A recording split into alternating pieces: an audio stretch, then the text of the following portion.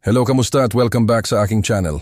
Alam mo yung minsan habang nagkakape ka sa umaga, bigla ka na lang mapapaisip, tipong, grabe no? Bakit parang ang daming nawala sa buhay ko nitong mga nakaraang taon? Mga taong akala mo panghabang buhay mong makakasama, mga lugar na akala mo dun katatanda, mga pangarap na dati sobrang linaw, pero ngayon parang na-blur na ng konting pagod, responsibilidad, at mga hindi inaasahang pangyayari. Kung nasa edad 25 hanggang 45 ka, alam mo tong feeling na to. Yung parang bigla mong mapansin na hindi pala ganito kasimple maging adult. Ang dami mong kailangang bitawan kahit hindi mo naman gustong mawala. Ang dami mong kailangang tiisin, lunukin, tanggapin. Pero at the same time, ang dami mo ring natututunan. At dito papasok yung gusto kong pag-usapan natin ngayon. Na hindi lahat ng nawawala ay kawalan. Minsan, ito talaga ang simula ng kalayaan mo. Pero teka, before anything else, tanong ko lang, na-experience mo na bang may biglang nawala sa buhay mo tao? Opportunity, trabaho, friendship, relasyon, tapos ang sakit-sakit nung una. Pero pag tumagal, na-realize mong, ay, teka, mas gumaan pala buhay ko nung wala na yon. Yun mismo. Yung mga ganong moments, akala mo ending, yun pala beginning. Kasi sa totoo lang, hindi naman talaga laging sign ng talunan kapag may nawala sa atin. Minsan, sign yan na may mas bagay na darating. Or minsan, sign na matagal ka na palang nakakulong sa isang bagay na hindi mo nare-realize dahil nasanay ka na. At alam mo yan, ang tricky part minsan, hindi ikaw ang nagbibitaw. Minsan, sila ang umaalis. Pero kahit ganon, may purpose pa rin. And that's what we're diving into ngayon. Kumbaga, usap muna tayo, kwentuhan lang. Gusto ko tong topic na to kasi ang dami nating adults na feeling wasak kapag may nawala. Pero once you unpack it slowly, mapapansin mo, minsan hindi naman talaga loss ang nawala. Minsan release. Parang rubber band. Kapag pilit mong hinihila, mas masasaktan ka. Pero pag binitawan mo, mas okay ka. At para mas maintindihan natin, punta tayo sa unang point. Alam mo yung mga taong isang araw na lang, bigla na lang gumive up sa'yo. Hindi nagpaalam, hindi nag-explain, silent exit lang. Ang una mong reaction, syempre masakit. Parang, anong mali sa akin? May nagawa ba ako? Genuine yan. Pero after mong umiyak, mag-isip, magdrama ng konti, doon mo marirealize. Minsan, hindi naman ikaw ang mali. Minsan, sila ang hindi prepared sa totoong ikaw. Minsan umaalis ang tao kasi hindi nila kayang sabayan ang growth mo. And that's not your loss. That's their limitation. Kasi imagine mo to, kapag yung tao hindi kayang tanggapin yung bagong version mo, mas mature, mas aware, mas independent, hindi ikaw ang dapat mag-sorry. Hindi dapat ikaw ang maghabol. Kasi hindi naman ikaw ang nawala, sila ang hindi nakisabay. And let's be honest, after nila mawala, bigla mong mapapansin yung tahimik, parang ang gaan ng hangin. Parang ang dami mo palang energy na hindi nagagamit dati kasi yung attention mo napupunta sa pagpapanatili ng mga bagay na hindi naman pala healthy. Ganun talaga. Sometimes people don't just walk away. Sometimes they remove the weight you didn't know you were carrying. Tapos minsan, may mawawala rin na opportunity. Akala mo perfect job. Akala mo perfect timing. Akala mo dream mo. Tapos hindi na approve, hindi na tuloy, hindi na pasa, hindi na kalusot. Ang sakit, ang bigat. Pero give it time. Mapapaisip ka rin ng, ay buti na lang pala hindi yun ang natuloy. Kung hindi ko makikita tong bagong chance na mas swak sa akin ngayon. Ganun talaga ang timing ng buhay, minsan mas magaling pa magplano kaysa sayo. At syempre pag-usapan natin to, relationships. Ay naku, ito talaga yung classic example. May mga relasyong biglang nagtatapos kahit lahat ng effort binigay mo. Kung bakit? Minsan dahil hindi na talaga kayo tugma. Minsan dahil hindi na kayo sabay tumatakbo. Minsan dahil mas mahal mo sila kaysa sa sarili mo. At kailangan mo nang ibalik sa sarili mo yung pagmamahal na matagal mo nang binibigay sa maling tao. Hindi lahat ng nawawala ay kawalan. May mga taong umaalis para matuto kang piliin ang sarili mo. May mga puso na bumibitaw para matuto kang mahalin ang sarili mo nang hindi ka lumuluhod sa maling sitwasyon. At ito pa, minsan hindi tao ang nawawala. Minsan ikaw mismo. Yung old version mo nawawala. At that's good. Nakakatawa nga eh. Pag nagmamature tayo, napapansin mong nagiging allergic ka na sa toxicity, sa drama, sa fake people, sa mga palaging may pasaring. Sa mga mahilig umasa pero walang ambag. Akala mo nagiging suplado ka, pero hindi. Nagle-level up ka lang. Yung dating ikaw na sobrang giving, sobrang understanding, sobrang patient, unti-unti mo nang tinatanggal yung mga habits na nakakasama na pala. At pag may natanggal sa loob mo bad habits, insecurities, fears, akala mo nawalan ka. Pero ang hindi mo napapansin, nag-open ka ng space para sa bagong you. Mas grounded, mas secured, mas marunong mag-boundaries, mas lumalaban para sa sarili. At yan ang punto na gusto kong ibigay. Hindi laging masama ang pagkawala. Hindi laging malas. Hindi laging failure. Kasi sa totoo lang, marami sa nawawala sa atin. Hindi talaga para sa atin. Minsan sila pa nga yung nakakapigil sa totoong version natin na dapat lumabas. Imagine mo yung pasok ng hangin kapag nagtanggal ka ng masikip na damit. Ganun ang feeling. Hindi obvious agad. Pero ramdam mo unti-unti. At dito na papunta yung susunod nating usapan. Kasi para mas maintindihan natin kung paano nagiging kalayaan ang pagkawala, kailangan natin himayin kung ano ba talaga ang mga bagay na nakakulong sa atin nang hindi natin alam. Minsan kasi, hindi mo agad napapansin kung gaano ka pala kadalas kumapit sa mga bagay na hindi mo na kailangan. Parang drawer na hindi mo binubuksan ng ilang buwan tapos kapag sinilip mo, ang dami mo pa palang pinag-iipunan na papel, resibo, gamit, at kung ano-anong kung tutuusin. Pwede mo na talagang itapon. Ganon din sa buhay.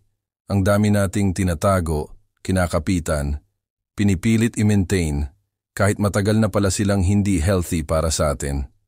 At doon nag-uumpisa yung pakiramdam na parang naiipit ka, parang hindi ka makahinga, parang laging may bigat na hindi mo ma-explain. Pero habang nakikipaghabulan tayo sa kung sino ang dapat manatili at ano ang dapat hindi pakawalan, napapansin mo rin eventually na may mga naaalis sa paligid mo na biglang nagpapagaan ng lahat. Akala mo permanent loss yun pala, relief. Parang toxic na coworker na biglang nag-resign. Nung una shock ka, pero after a week parang nagiging mas peaceful yung buong office. Hindi man dramatic, pero ramdam mo. Hindi man obvious, pero meron talaga. Kasi may mga presensya talagang mabigat. Hindi sila palaging masama pero hindi rin sila tama para sa'yo.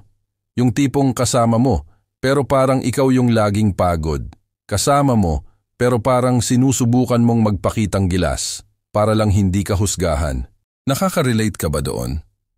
Yung parang kailangan mong i-adjust ang buong personality mo para kumasya sa expectation ng iba? Exhausting yan. At kapag bigla silang nawala, iba yung lungkot pero may halong ginhawa. Parang post-breakup freedom na ayaw mong aminin agad pero ramdam mo, uy, parang humuhinga na ako ng mas normal . Tapos may mga bagay din na nakakulong sa'yo kahit hindi mo sila nakikita. Mindset man, fear, insecurity or expectations na binigay sa'yo ng society. Alam mo yung pressure? By this age, ganito ka na dapat.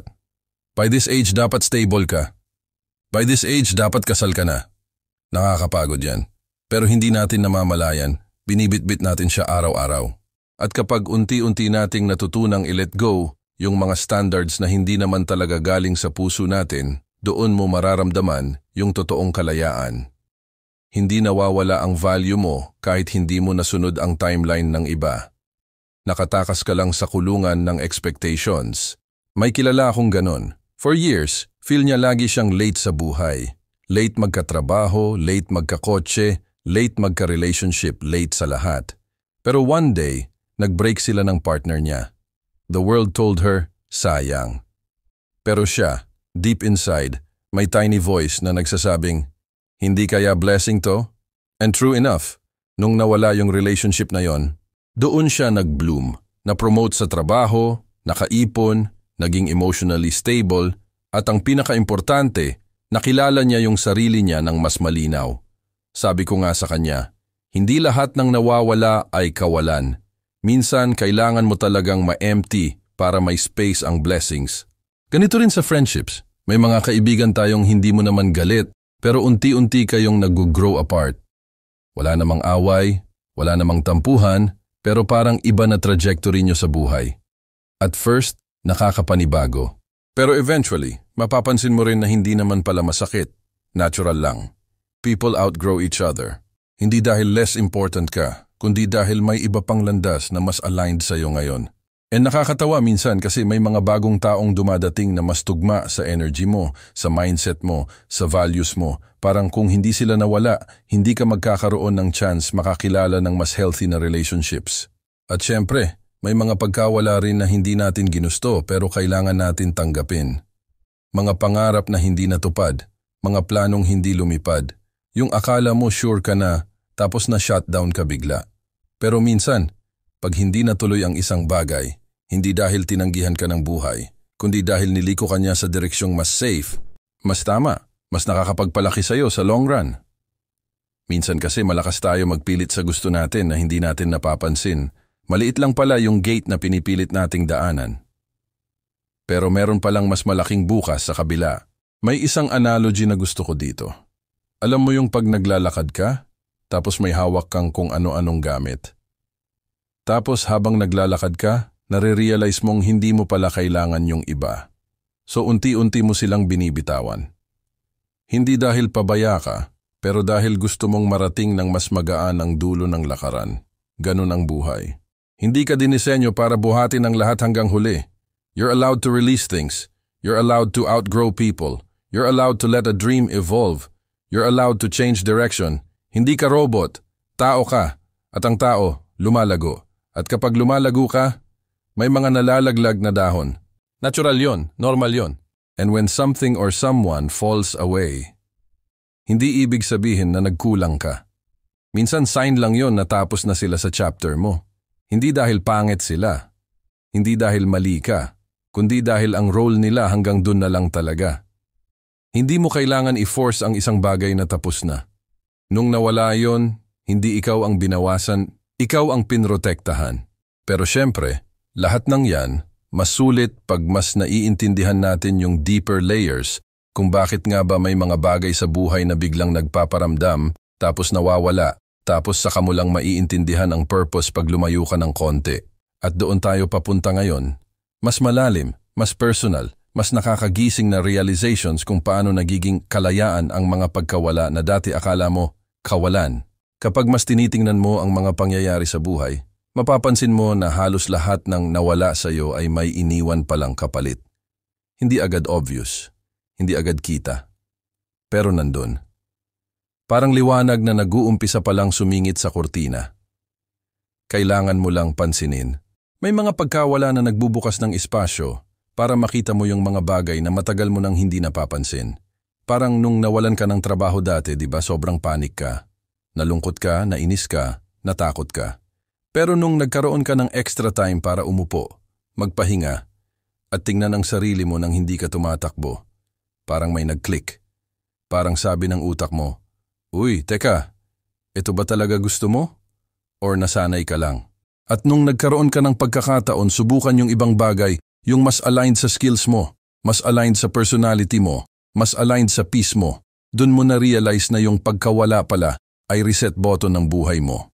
Ganon din sa relationships, yung akala mo sobrang sakit na hiwalayan, pero paglipas ng buwan, unti-unting bumabalik sa'yo yung sarili mo. Yung mga bagay na dati hindi mo magawa kasi may kailangan kang i-consider palagi. Yung simpleng paggala, pag-uwi ng late, pangarap mo na hindi mo nasusundan kasi baka hindi nila gusto. Tapos ngayon, ang laya mo. Hindi dahil single ka, pero dahil bumalik sa'yo yung decision-making mo.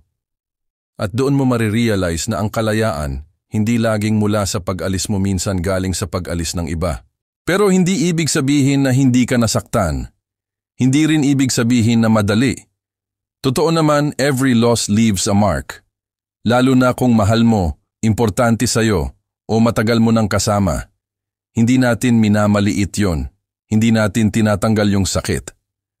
Pero ang kagandahan dito, kahit masakit, may wisdom. Kahit mabigat, may dalang aral. At kahit may lungkot, may laya. Napapansin mo ba na habang tumatanda tayo, nag-iiba na ang definition natin ng success? Hindi na siya puro, dapat may ganito ako, dapat ganyan na ako, dapat katulad ako ng ka-age ko. Mas nagiging personal na siya.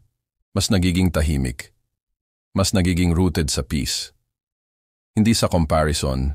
Kaya minsan, ang mga bagay na nawawala, sila pala ang nagtatanggal ng ingay. Ang ingay ng pressure, ang ingay ng expectations, ang ingay ng mga taong hindi naman talaga nakakatulong sa growth mo. Ang ingay ng loob mo na punong-puno ng overthinking. Ang ingay ng mundo na pilit kang hinuhulma sa isang shape na hindi naman swak sa kaluluwa mo. May mga panahon na habang sinusubukan mong buuin ulit ang sarili mo, unti-unti mong nare-realize na hindi mo pala kailangan pilitin maging same as before. Hindi mo kailangan habulin ang dating version mo. Hindi mo kailangan ibalik ang lahat ng nawala. Kasi baka nga hindi sila para bumalik. Baka para lumuwag ka. Baka para gumaan ka. At baka para mas maging totoo ka sa sarili mo. Minsan pa nga, ang pagkawala ang nag-uudyok sa'yo na alagaan ang sarili mo. Kasi wala kang choice. Kasi kailangan mong tumayo. Kasi kailangan mong mag-adjust. At doon lumalabas yung strength na hindi mo alam na meron ka. Yung resilience na kaala mo sa movies lang nangyayari. Pero hindi nasa iyo pala yun. Tahimik lang. Nakatago lang. At kailangan mo lang ng kaunting pag-uga para lumabas. Isa pang maganda sa pagkawala, natututo kang magtiwala sa timing ng buhay. Kasi habang paulit-ulit kang nawawalan, paulit-ulit ka ring nabibigyan.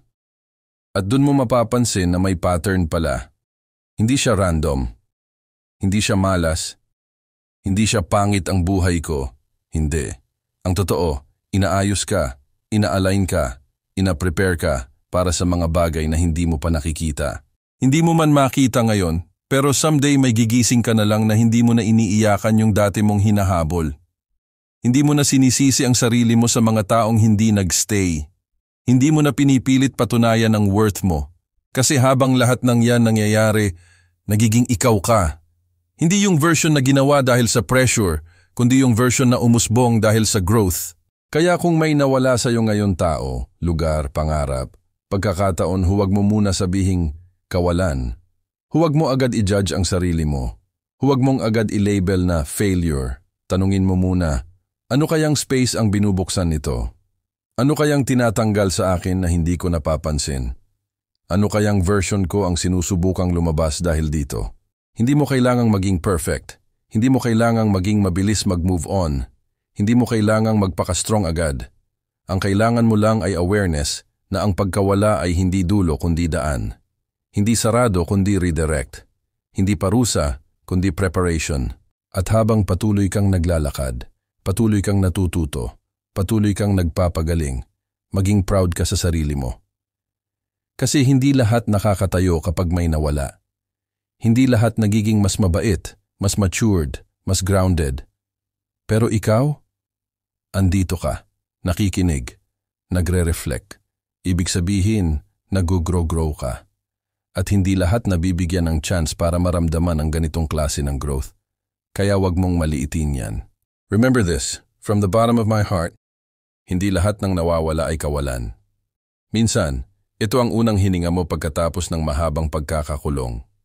Minsan, ito ang pinto papunta sa mas malayang ikaw. Minsan, ito ang pahinga na hindi mo hiningi, pero ibinigay sa'yo. Minsan, ito ang sagot na hindi mo in-expect, pero kailangan mo. Kung nagkataon man na nasa panahon ka ng pagkawala ngayon, gusto kong malaman mo, hindi ka nag-iisa. At higit sa lahat, hindi ito ending. Ito ang simula ng pagbuo mo ulit. Mas malakas, mas tahimik, mas sigurado, mas ikaw. Kung may kwento ka tungkol sa mga pagkawala na nagpalaya sa'yo, i-share mo sa comments. Baka may matulungan kang iba. At kung nagustuhan mo ang ganitong usapan simple, totoo at tagos, don't forget to like the video and subscribe. Malay mo, dito mo mahanap ang community na makakaintindi sa'yo. At tandaan mo, sa bawat pagkawala, may bagong espasyo para sa mas magandang darating. Keep going. Hindi ka nababawasan. Pinapalaya ka. Quick lang, bago makalimutan. I-comment mo kung saan ka nanonood. Gusto ko makita kung saan umaabot tong channel na to.